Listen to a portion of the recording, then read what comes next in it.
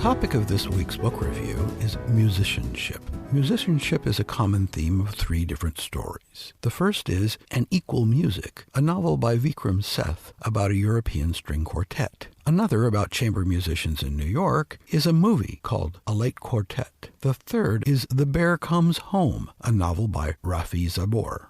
Musicianship is the first thing you notice about any band.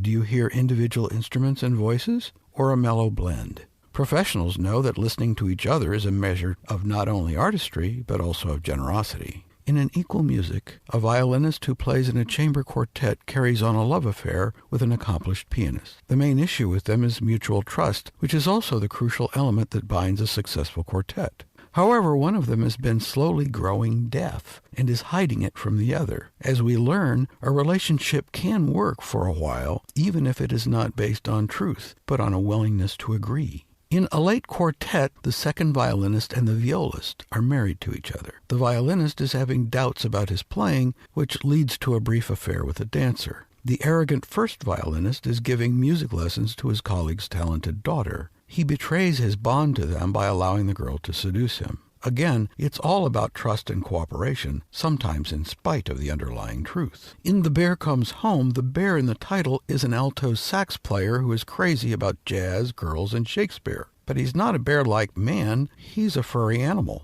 And he's beset by the blues. Oddly, he blames his difficulties getting along with his human musician friends on everything except his essential bearishness. His situation reminds us how immigrants must feel, knowing they're so much like the rest of us, while we can only see their differences. Musicianship. It's about collaboration and what it takes for all us kids to play nice. Gerald Everett Jones is the author of Bonfire of the Vanderbilts and host of the Get Published radio show.